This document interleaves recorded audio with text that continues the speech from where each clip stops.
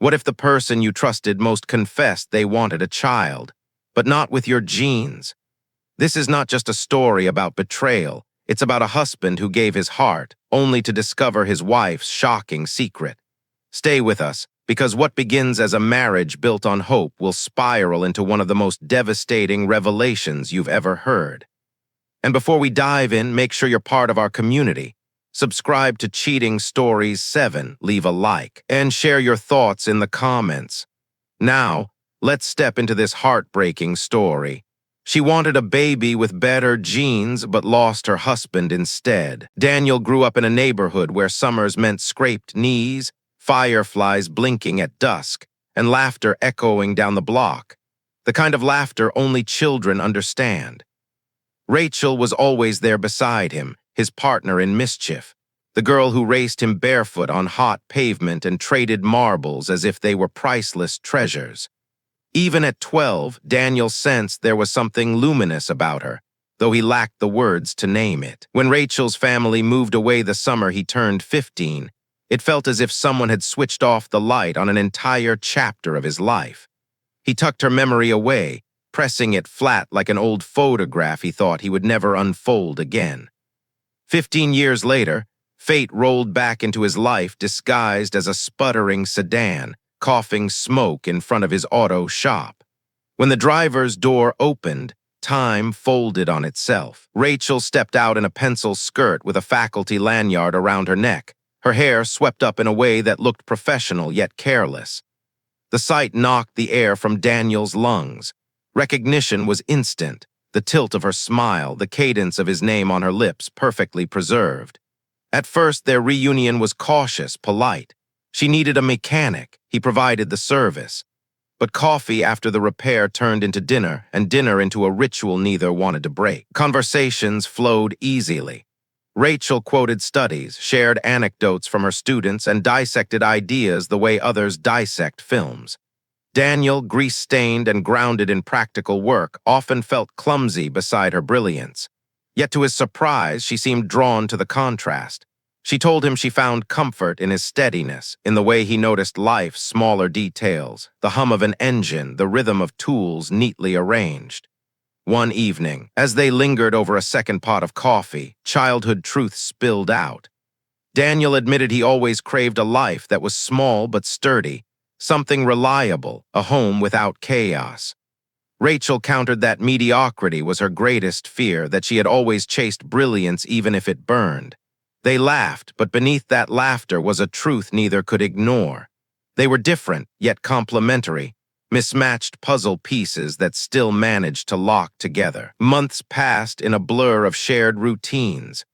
Daniel memorized the slope of her handwriting on sticky notes. Rachel adored the surprising gentleness of his rough hands when he brushed her hair away. Chemistry turned into commitment. When Daniel proposed, the ring was modest, chosen not for price but for how it gleamed under the light in her eyes. He vowed never to raise his voice to her, no matter how heated life became. Rachel promised she was done auditioning for anyone else's attention.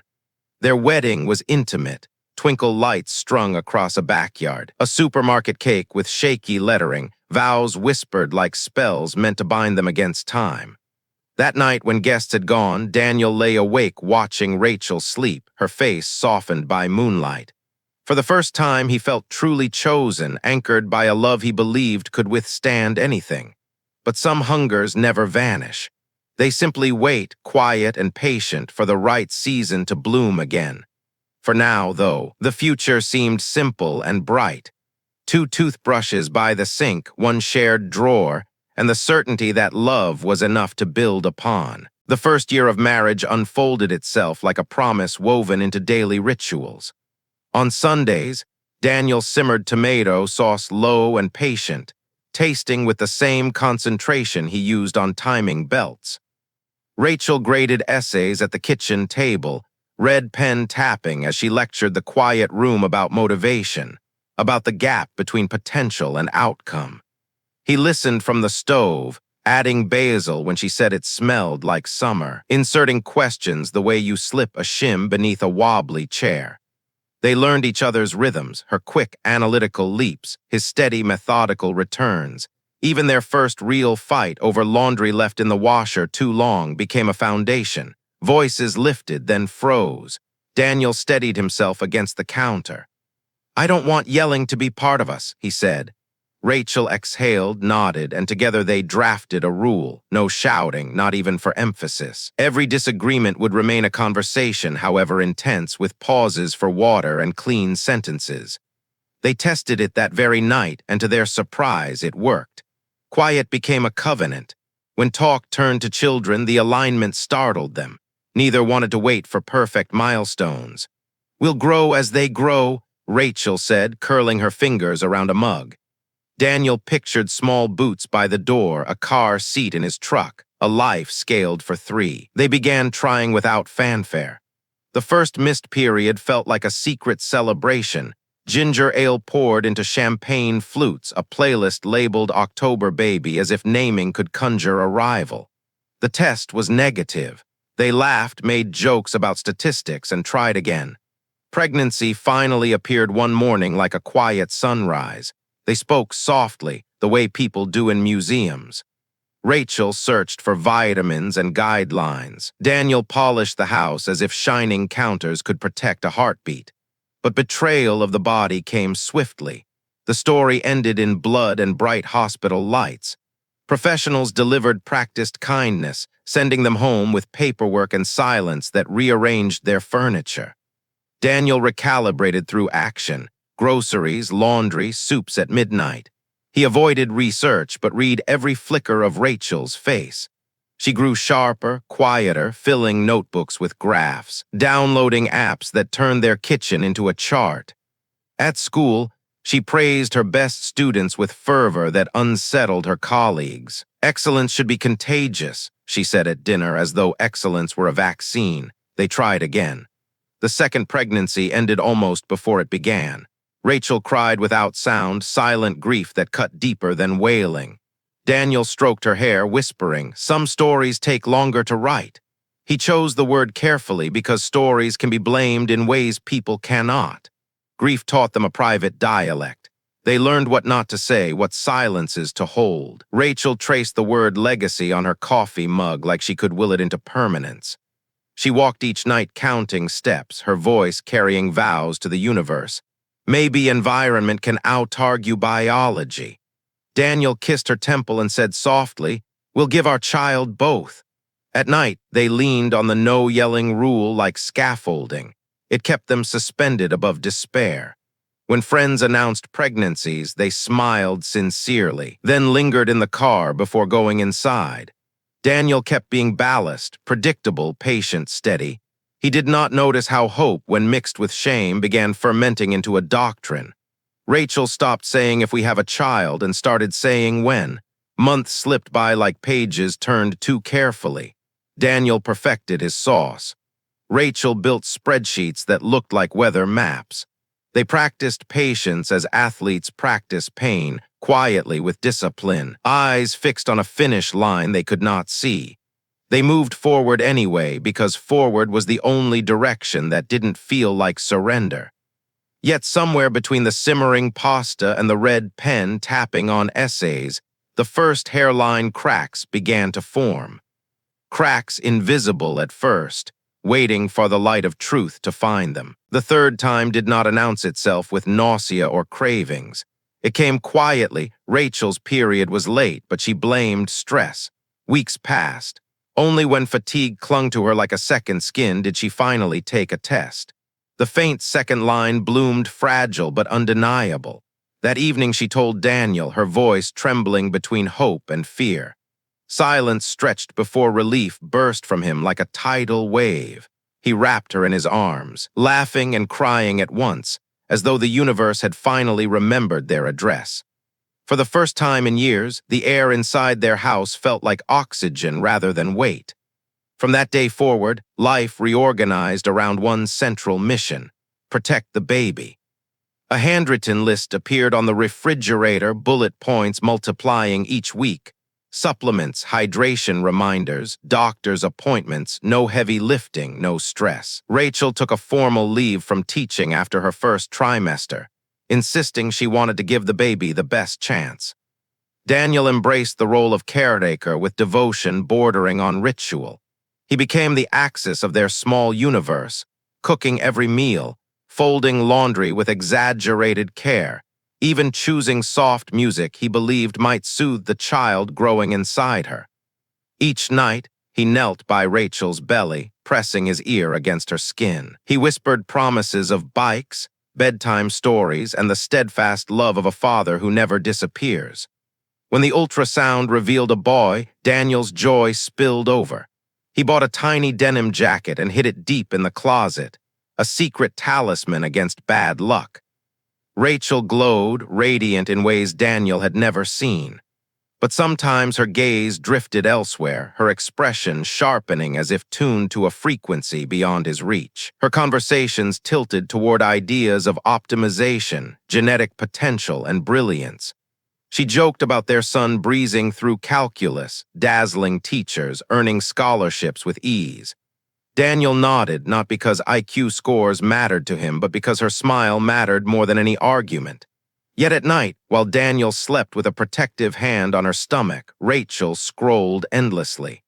Scientific journals, podcasts, studies of inherited intelligence. Her curiosity grew obsessive. She stared at the faces of celebrated men, men who had changed history with their minds, as if merging them into a singular possibility for her unborn child. She told herself this was harmless dreaming, the kind of imagination all mothers indulge in.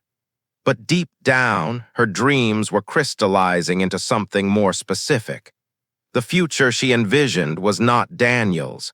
It was a face he did not yet know existed. That night, Rachel had drifted asleep on the couch before the credits rolled, ankles tucked under a blanket, her breathing steady and deep. The living room was dim except for the blue glow of the muted television.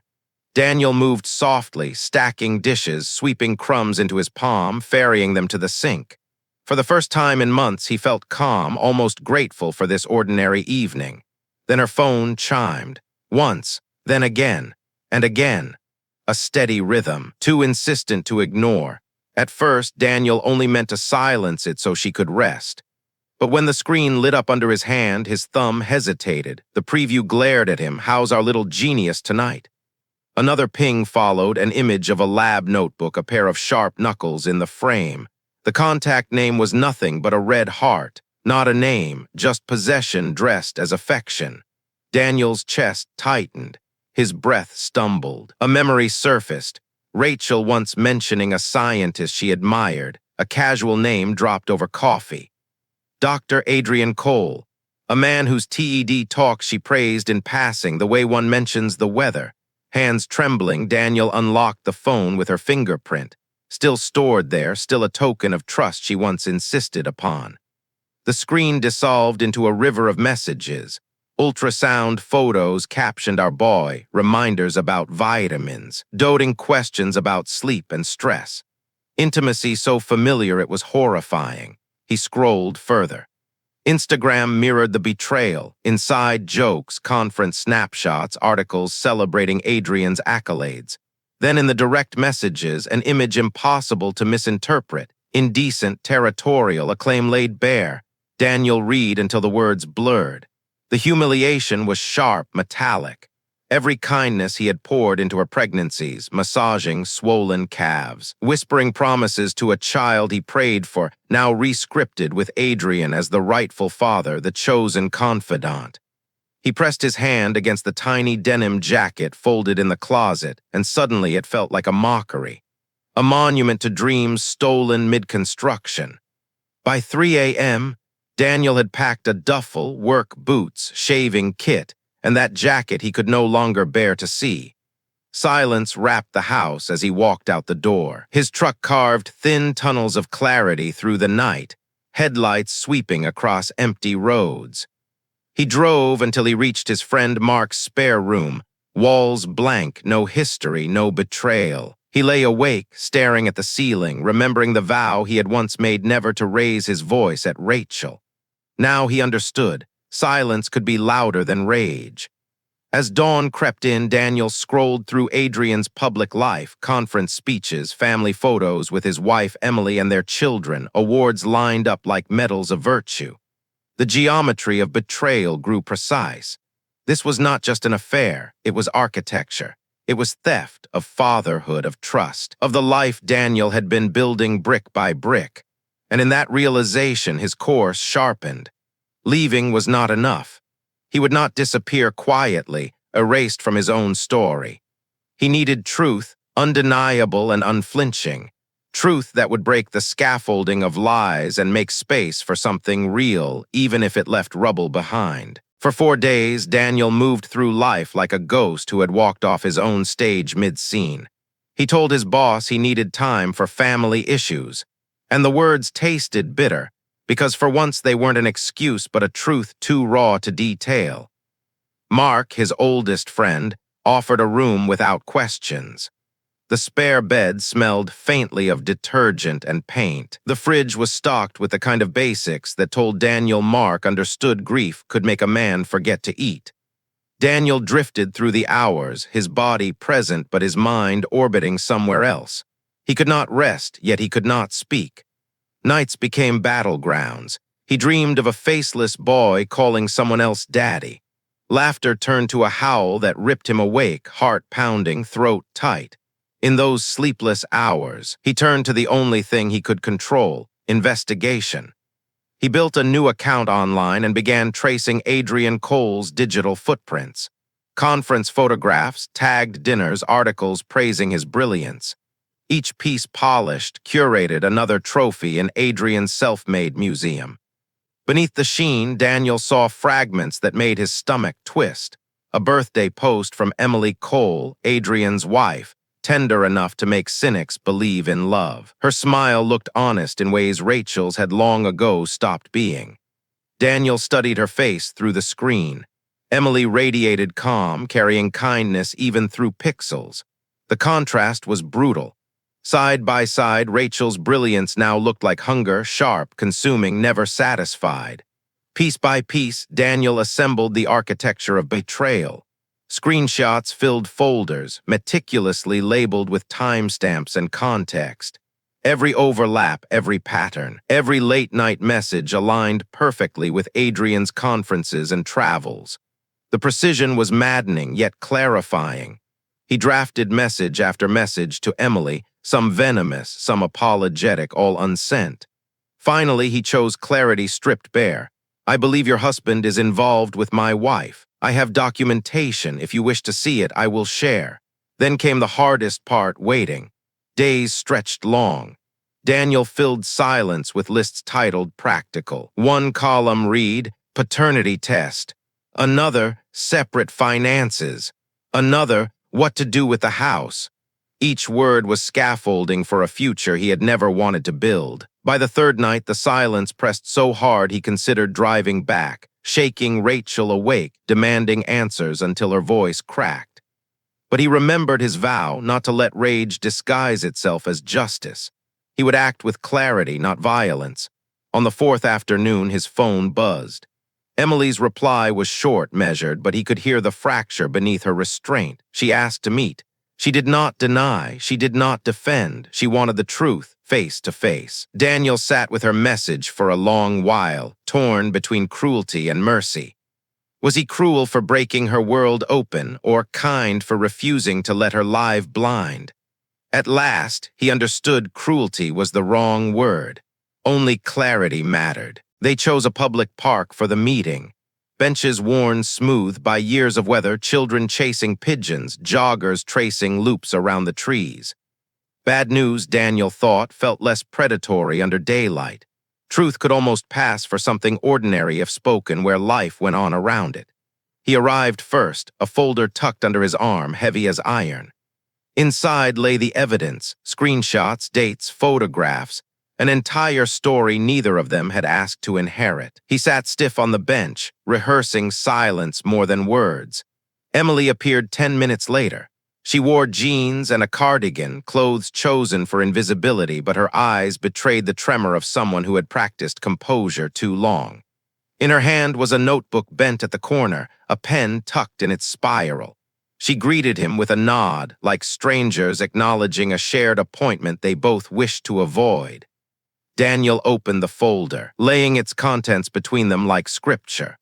He spoke without adjectives, his voice stripped to sequence. This message, this reply, this image. The evidence spoke its own language. Emily leaned closer, scanning each page. When her eyes landed on a line she recognized, an inside joke Adrian had once reserved only for her, her hand pressed flat against her chest as if keeping her ribs from breaking outward. Her voice was barely a whisper. Adrian had been elsewhere for months, she said, performing fatherhood like a script, curating his image even at their breakfast table. She avoided the word affair the way doctors avoid words that crush too quickly. But when Daniel mentioned Rachel's pregnancy, Emily's composure cracked. She closed her eyes, held her breath until it trembled, then let it out like glass splintering. Daniel stumbled into apologies, apologizing for her pain, apologizing for being the messenger. She stopped him gently, shaking her head. "You could have set fire to my life online," she whispered, "but you chose a human conversation instead." They sat with the wreckage between them, talking not like enemies but as witnesses. They spoke of vows as though they were characters trapped in someone else's dialogue, bound to promises that no longer fit. Emily's gratitude was quiet but steady. She promised she would confront Adrian that evening, and she promised to keep Daniel informed. Before they parted, she asked the question that echoed long after.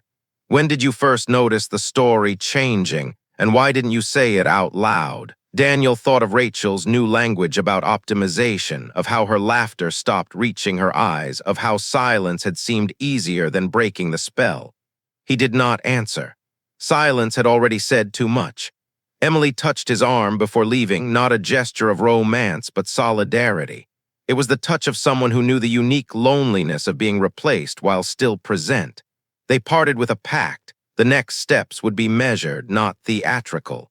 Truth, they agreed, should be wielded like a scalpel, not thrown like a grenade. Daniel returned home at dusk, the sky bruised purple above the rooftops. The house smelled faintly of lemon cleaner, but beneath it lingered something metallic he could not name. Rachel was waiting at the door, arms outstretched, her face arranged into softness. It might have worked a week earlier. Tonight it looked like theater. He stepped past her embrace. His voice was steady, though his stomach coiled. "We need a paternity test." Rachel froze, then in seconds, her face shifted through masks, shock, indignation, injury. She accused him of cruelty, her voice trembling with disbelief. "After everything we've been through, you'd ask me this?" Daniel said nothing. He opened his folder and laid the printed screenshots across the table. Texts with phrases like "our boy," emojis that erased all deniability, photographs far too intimate to miscast as jokes. He let the evidence speak its own language. The room felt stripped of oxygen. Finally, Rachel relented, her tone sharp as broken glass. "Fine, we'll do it. And when it proves you wrong, I'll forgive you for this insult." The interim days unfolded like bad theater. Rachel oscillated between sobbing in the shower and humming cheerfully in the kitchen. Sometimes she clutched her stomach as if shielding the child from him. Other times she spoke of nursery colors and family vacations as if nothing had changed. Daniel slept on the couch, phone clutched in his hand like a talisman. At night he drafted lists titled "If Not Mine." The space beneath remained blank. When the envelope finally arrived, they sat at the same dining table where once they had written thank you cards after their wedding. Daniel slid it open with mechanical precision. The words were clinical, absolute. The child was not his. Silence thundered. Dust seemed to hang in the air, visible only in the slant of sunlight through the curtains. Rachel's lips moved, but the words sounded foreign, dubbed from another script. It was just flirting. It was a donor. "You're being dramatic." Excuses piled like rubble, collapsing under their own weight. Daniel remembered the vow he had once made never to raise his voice at her. But now the sound came anyway, not a scream, but a rupture, a raw human break that escaped before he could contain it. Rachel flinched, startled less by the content than by the unfamiliar volume. He stood. He was not the father. He was not the fool she had counted on. As he rose from the table, the gravity of truth pulled him upright, steadier than he had felt in months. The silence that followed was not brittle this time. It was final. Cornered truth thrashes like an animal, and Rachel shifted shapes faster than Daniel could follow. First came denial. There was never anything physical. She insisted, voice brittle, eyes wide, as if sincerity could be forced into existence. 10 minutes later, she confessed to a one-time mistake. Her tone rehearsed, the script shifting mid-scene. Another 15 minutes and the story morphed again, this time a tale of clinics, anonymous donors, sterile transactions cloaked as explanations. But there were no documents, no records, only words that slipped through Daniel's fingers like oil. The story kept shedding skins until Daniel realized truth wasn't being offered at all. What she gave him was management, not honesty, containment, not clarity, so he stopped interrogating. He began deciding. Quietly, he texted Emily, just confirmation of what mattered, nothing sharp enough to wound further. Rachel noticed his stillness and tried a new strategy. Tenderness weaponized. She reminded him of their vows, weaving words like rope, looping their shared history around his wrists. She guided his hand toward her stomach, whispering family like it was a spell capable of binding fractures back together. Daniel pulled away as if burned. His voice was flat, stripped of warmth. Love isn't a hostage situation, and respect can't be retrofitted. The words cracked something in her. She wept with a trembling ferocity that once might have moved him, tides pulling him back when storms threatened. But now he saw the choreography beneath the tears. He thought of the countless small kindnesses he had given her unquestioned, the midnight soups, the folded laundry, the whispered reassurances, and how easily he had been miscast as a background character in his own marriage. That night, after she retreated into their bedroom, Daniel drafted an email to a lawyer. No ornament, no poetry, just bullet points, attachments, clarity distilled into logistics. By morning, he began dismantling their life brick by brick. He changed passwords on shared accounts, froze joint finances, halted automatic payments that had once tethered them like invasive vines. Rachel noticed quickly. Her panic pivoted outward. She called her parents, spinning a story where Daniel was the villain, a cruel husband abandoning his pregnant wife out of paranoia. They believed her instantly, voices thick with accusation when they called him. But Daniel did not argue. He understood something Rachel never had. Truth without timing is just noise. So he waited. He staged. Each move precise, deliberate. He no longer chased the confession she refused to give. Instead, he prepared for the moment when her lies would collapse under their own weight. The phone became a siren. Every time Daniel glanced at it, another voicemail or message blinked like an accusation. Rachel's parents were relentless, their voices layering into a chorus of condemnation. Coward, monster, deadbeat. Her mother sobbed into the receiver about the shame of raising a son-in-law who would abandon a pregnant wife. Her father thundered with threats, demanding Daniel come to his senses. Friends joined in too, their texts laced with shallow platitudes and question marks. What happened? She says you left. Is it true? Are you okay? Each message added another stone to Daniel's chest. For a while, he considered silence, letting their narrative calcify, rotting him from the inside. But clarity, he had learned, could lighten the body the way grief weighted it. So he acted. He compiled a packet. Dates, screenshots, the paternity report printed in stark black ink. Each page aligned with precision, evidence as undeniable as bone. On the cover page, he wrote in steady script, for anyone who needs the whole story. Beneath it, a note stripped of venom. I do not need you to choose sides. I only need you to stop assuming. He sent it to both families. The group chats went silent. Hours later, a cousin replied with 3 words, I'm so sorry, so sincere it felt medicinal. Rachel's father pivoted immediately, his rage dissolving into logistics. What about the mortgage? The baby shower? The neighbors? Daniel answered only once. Public rituals can't fix private math. He did not attend the shower Rachel's friends insisted on hosting, a ceremony built on habit and denial. Instead, he took Mark to the riverbank. They sat with thermoses of coffee, watching the current flex and release. Daniel studied the water and thought, rivers practice letting go of themselves over and over without complaint. That evening, Emily's message arrived, confronted him. He denied, then bargained. He's agreed to a paternity test. Daniel stared at her words for a long moment, then typed two back, good luck, not as bitterness, but as benediction. The following days made him feel both more alone and more honest than he had in years. Loneliness pressed like a weight, but there was relief in not pretending anymore. His spine felt aligned with his truth. When Rachel finally appeared at his shop, mascara streaking her cheeks like black rain, she begged him to let her inside. Daniel stood in the parking lot, arms folded, keeping betrayal away from the last place in his life untouched by her lies. She accused him of cruelty, her voice cracking in the same register she once used to beg for forgiveness. Daniel shook his head, his voice calm. Cruelty is stealing a man's future and asking him to paint it for you anyway. The message arrived late in the evening, written with the urgency of a subpoena. There is something you should know.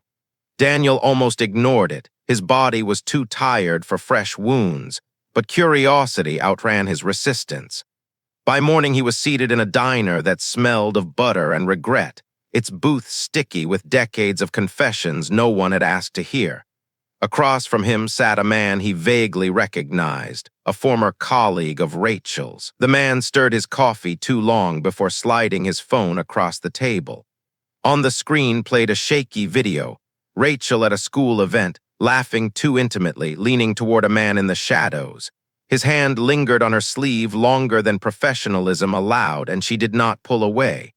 Her smile, the same smile that once belonged only to Daniel, was now given freely. The story spilled out in fragments. Rachel, the man explained, had a fixation, a hunger for proximity to brilliance. The brightest students became her favorites, and often so did their fathers. She seemed to believe adjacency to genius could be absorbed, metabolized into her own legacy. Rumors had rippled through the administration. Eventually, the principal had grown weary of whispers and chose not to renew her contract. She had told Daniel she was on leave for her health. In truth, she had been dismissed in quiet disgrace. Daniel sat in the running an internal inventory of their last year. The routines that had seemed intact now revealed themselves as fabrications. The steady income, the unbroken schedules, it all made sense now. A second life had thrived inside the first, invisible only because he had trusted too completely. Disgust rose in him, sharp and hot, but he knew disgust was a blunt instrument. Boundaries would serve him better. He transferred the video to his phone, not for revenge online, but for his lawyer. Revenge, he realized, wasn't spectacle, it was architecture. The slow, deliberate construction of a life where chaos had no foothold. That evening he went home and began boxing the relics of their marriage. Sonogram photos, baby name lists scribbled like she was shopping for dynasties, receipts from doctor visits that now felt staged. He sealed the boxes not as an act of rage, but as an exorcism. When the weight became too heavy, he called his mother. She listened without interruption, only sighing the way mothers do when they hear how the world has made their sons smaller. She reminded him to eat, to sleep, to remember that he was not defined by wreckage he did not create. That night, Daniel slept without dreams for the first time in weeks. The absence of nightmares felt like proof that boundaries could, at last, hold back betrayal. It happened in the kitchen, the same room where so many vows had once been spoken and bent. The faint smell of lemon cleaner still clung to the counters, a ghost of evenings when Daniel scrubbed while Rachel graded essays, their domestic rhythm once steady as a metronome. Now the air was sharp, brittle, as if even the walls braced for what was coming. Rachel stood rigid, her body all edges and fire. The practiced tears were gone.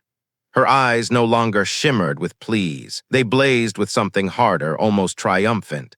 Daniel leaned against the counter, exhaustion lining his face. He had stopped chasing fragments, stopped interrogating. Only one question remained, heavy and simple. Why? Not the logistics, Rachel, the thesis. Why him? Why this? For a moment she faltered, lips pressed tight. Then she spoke with the merciless clarity of someone who had rehearsed the line for years. I wanted our child to have better genes than yours. The words shattered the silence like glass under a stone. Cruel, bald, almost clean in their finality. And strangely, Daniel felt something inside him unclench. Brutal as it was, clarity was still a form of mercy. He exhaled slowly. Love cannot be indexed to IQ scores or prize lists. Children are not vessels for our corrections. Rachel laughed, sharp and brittle like shards scattering across tile. You don't understand. Mediocrity is contagious. Ceilings, zip codes, test scores, that's what shapes a life. You think stability matters. It doesn't. Brilliance does. Daniel's gaze drifted across the kitchen. The coffee stain on the counter shaped vaguely like Texas, the half-dead plant he had watered too late, the fridge magnets spelling out words from a life they had once pretended was whole. He realized with sudden clarity that she had never auditioned for marriage. She had been auditioning for a story he was never meant to star in. The divorce papers are ready, he said evenly. You're overreacting, she snapped.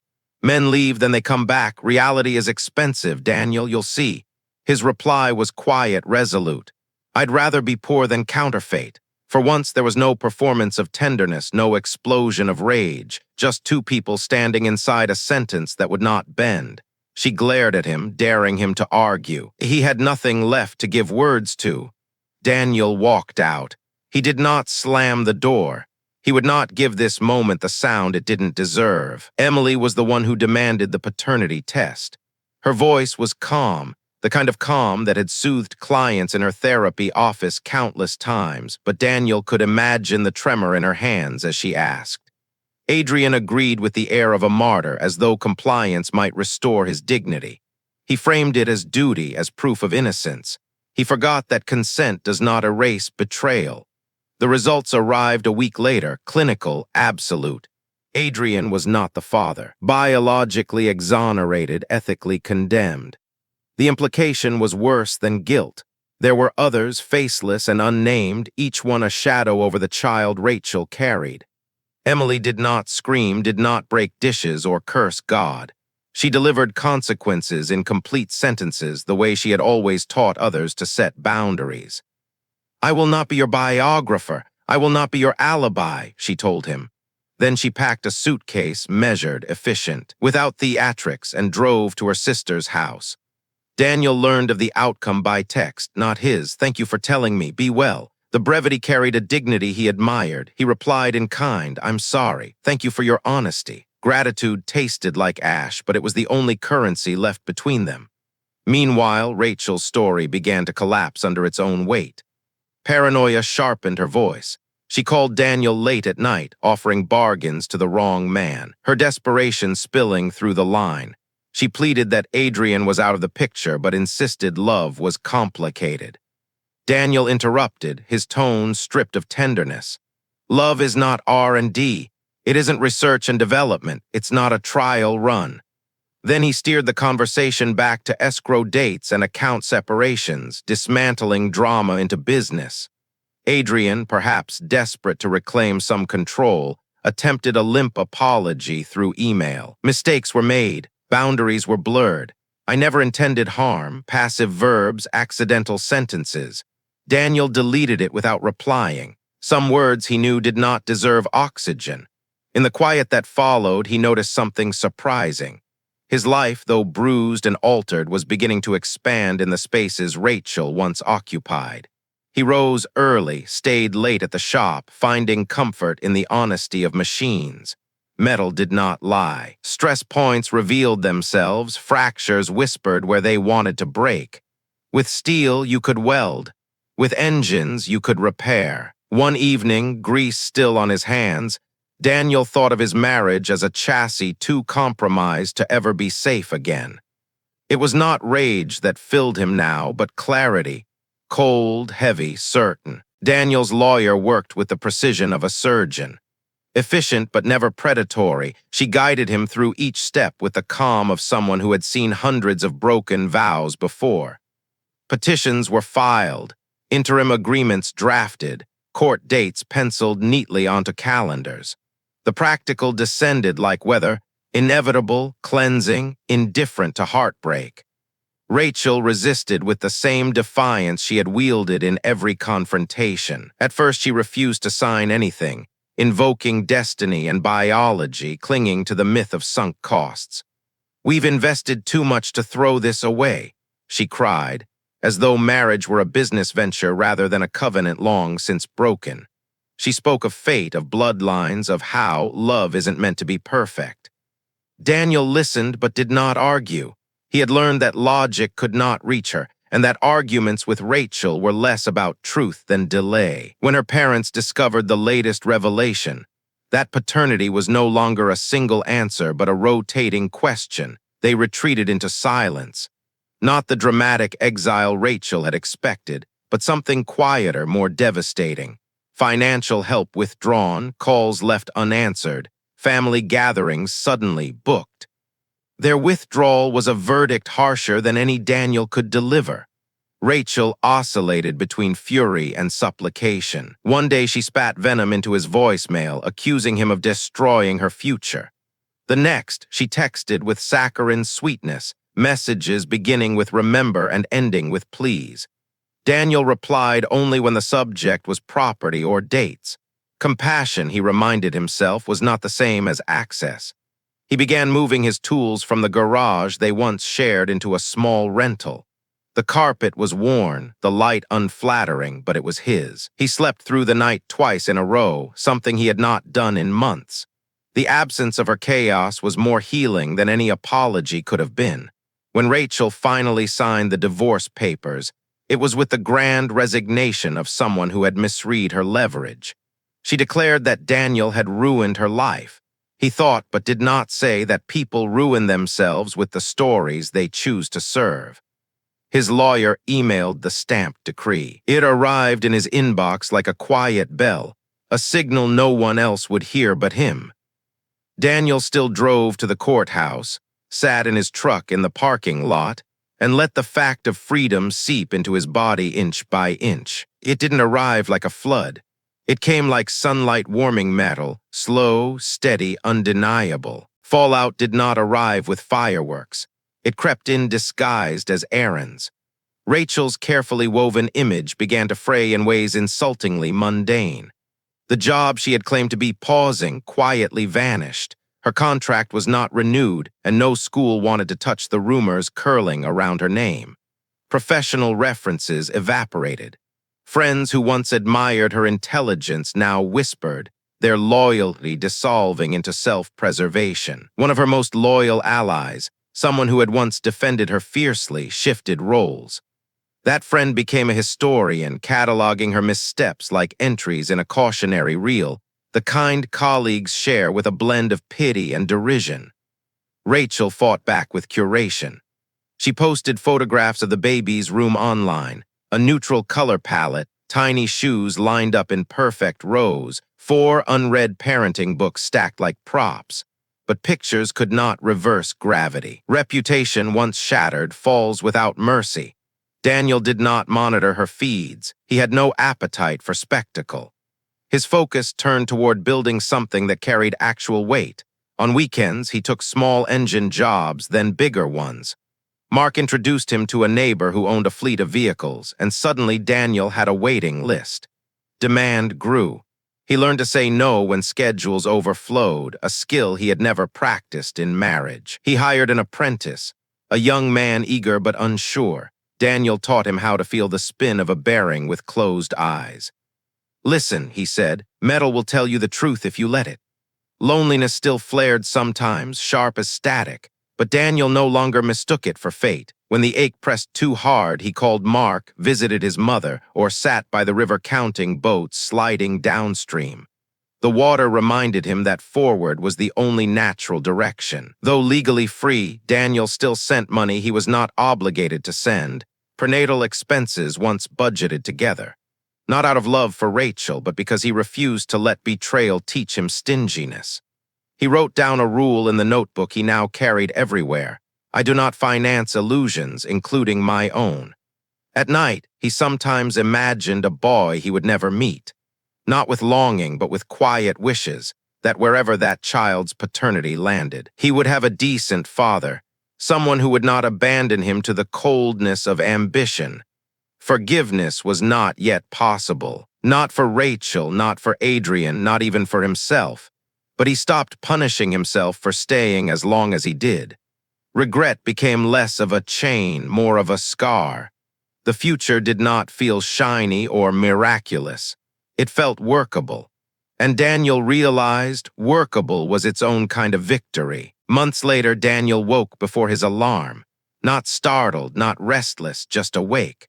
The quiet inside his small rental no longer felt brittle, no longer carried the sharp edges of accusation. This quiet was earned.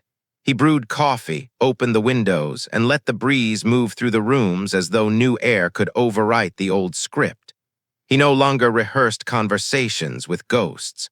No more imaginary arguments with Rachel. No more unspoken rebuttals to Adrian. Instead, he picked up a pen and wrote a letter he would never send. In it, he thanked the truth for being rude, abrupt, but perfectly on time. He admitted betrayal had not destroyed him, it had forced him to redraw the map of who he was. On another page, he drafted a doctrine for the future. Say yes when you mean yes. Say no when you mean no. Leave when the contract changes without your signature. It was not poetry. It was survival disguised as philosophy. He began to understand that revenge was never rage. Rage burned too fast and left only ash. Real revenge was clarity, disciplined into action, living a life that no longer required denial just to function. One afternoon, he snapped a photograph of his hands, scarred, steady, the tools of his trade. He posted it online with the caption, "Building things that outlast weather." Messages poured in from men he had never met, each carrying their own story of betrayal and survival. Some he answered not as a savior, but as a witness. "I see you. You're not alone." One evening, Emily stopped by the shop to return a file he had lent her lawyer. They stood beside the hydraulic lift, the smell of oil and metal around them, talking not of betrayals, but of rivers, books, and the strange resilience of people who had been broken. They did not flirt. They simply existed, two people breathing the same honest air. When she left, Daniel felt lighter, as though the day had ended without the weight of pretense. That night, he drove home with the windows down, the river glinting under the moonlight. He didn't curse the pain or romanticize it. He recognized it as proof that he had stayed awake through all of it, even when it hurt most. He parked the truck, turned off the engine, and sat in the silence. No music, no distractions, only quiet, the kind that needed no defense. For the first time in years, Daniel felt not just free, but whole. And so this is where Daniel's story ends, not with rage, but with clarity. His wife's betrayal cost her everything, while he reclaimed his freedom and rebuilt his life. But here's the question for you. If the person you loved most told you your genes weren't good enough, what would you do? Share your thoughts in the comments below. I'd love to hear your perspective. If this story moved you, don't forget to like, comment, and subscribe to Cheating Stories 7 for more true stories of betrayal, revenge, and resilience. Until next time, thank you for watching.